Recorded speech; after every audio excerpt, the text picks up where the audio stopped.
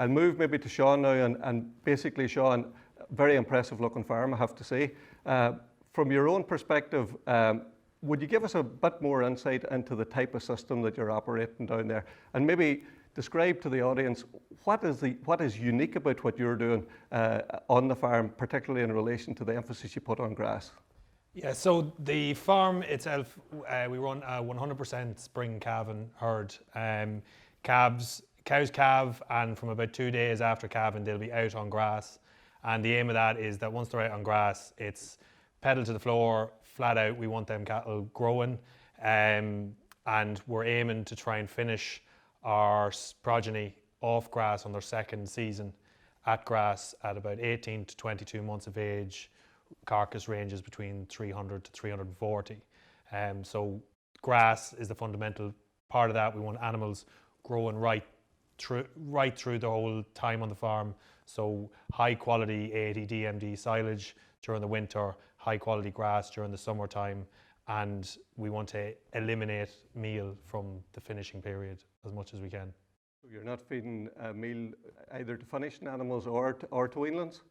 No meal. The only time meal would come in is if we have a grass deficit that we need to keep animal performance moving. But if I can make high quality silage and manage the quality of my grass, then there's no issue with cattle being able to finish off grass. Okay, certainly fairly impressive. There's not too many farms, I don't think, that would be finishing without some level of concentrate feeding at farm level. Eddie, I'll move to you next. One of the features that was very evident in that in the video was that Sean talked about he's in the farm for the last 3 years. He's started off by doing a level of soil testing. And one of the areas that he honed in on was the actual usage of lime. You know, what is your experience with regard to the whole area of soil testing coming from the research side and the use of lime and sort of building soil pH? Certainly, anybody who's going to embark on trying to improve the output from their farm has to start with the soil. And I think the basic building block has to be lime first and foremost. You know, really, you wouldn't build a house without a building having a foundation. Lime is the foundation for any productive land. So whether it's grassland, grass per se, or clover, or whatever crop you're growing, lime is essential.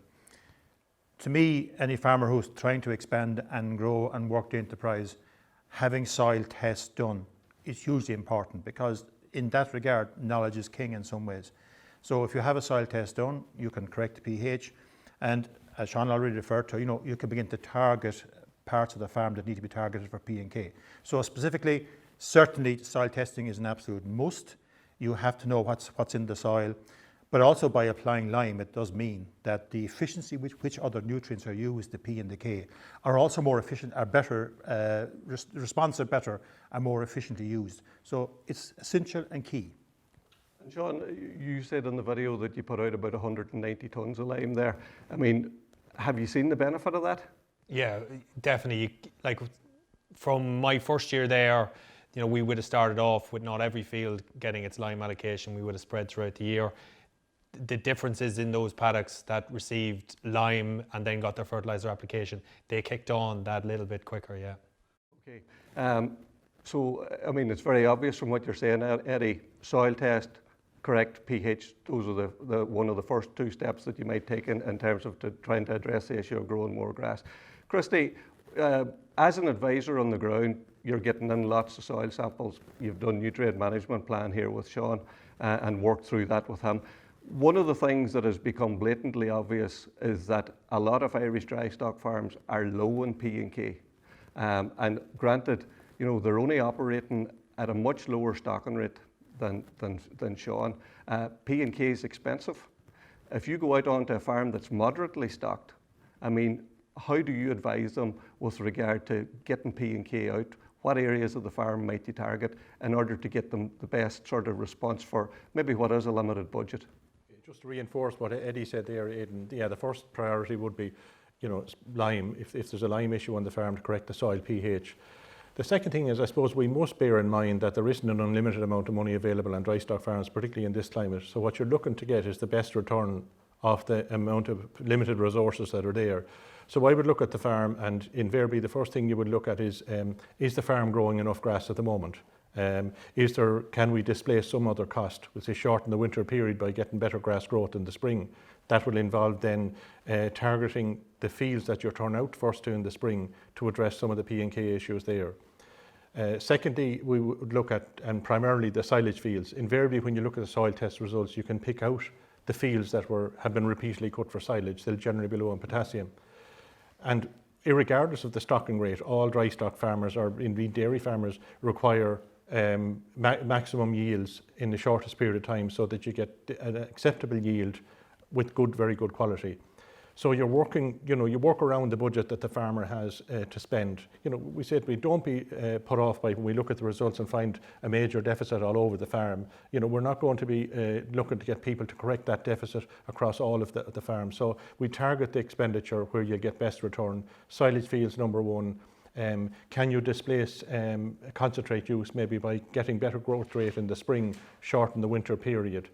Perhaps, if there's a land being rented, for instance, and the stocking rate cannot justify that, perhaps we can look at it and see, well, some of the money that would be spent on rented land, and at the end of the day, dry stock farmers can rent up to 13% of the area they farm. So we might be looking at maybe taking some of the money that's used for renting land and investing it on the home farm, because invariably the land you're going to be renting in is going to be very deficient in soil fertility anyway, so you're facing uphill battles. So the investment at home and the targeted investment at home. So we might, at the end of the day, at that end of that conversation, we mightn't necessarily be spending any more money than was being spent on fertiliser prior to that, but with the benefit of the soil test results, we can target the expenditure in the areas where the maximum return can be got. One of the things that I took from the video from Sean, and he mentioned about the application rate or fertiliser application rate for first cut silage, he used the equivalent of 100 units of nitrogen, 20 of P and 100 of K. To me, that's where we need to be at with regard to fertilising first cuts. What is the reality, or where are farmers falling short on the ground from your experience? Okay. I think the first thing, Aidan, that 100 of N and 20 of P and 100 of potassium, the first source of that should be the slurry that was generated. The cattle slurry has been generated off the silage fields and needs to go back onto the silage fields. And Sean is doing that. He's putting his slurry back in the silage fields, deducting the nutrients in the applied slurry and putting the balance out in chemical fertiliser. So I think that's priority number one. The other thing that maybe has crept in, and I'm not sure why that has happened over the last number of years, maybe a drop in the amount of nitrogen that's being used for first cut. A total of maybe 100 units, 90 to 100 units per acre, made up of chemical and organic sources. But what will happen there is, if you drop the nitrogen usage by 20%, you'll drop the yield by an equivalent amount. And if you wait then to try and get your full yield, you'll end up cutting maybe 2 weeks later. You're suffering a quality issue there. You're going to drop the quality of the silage, and that's going to increase your winter feeding costs the following winter. So we need to go back to basics. It's 100 of nitrogen thereabouts, and maybe 20 P and 100 of K. And plus sulfur. So there has been a move away to be some people applying less nitrogen than is required.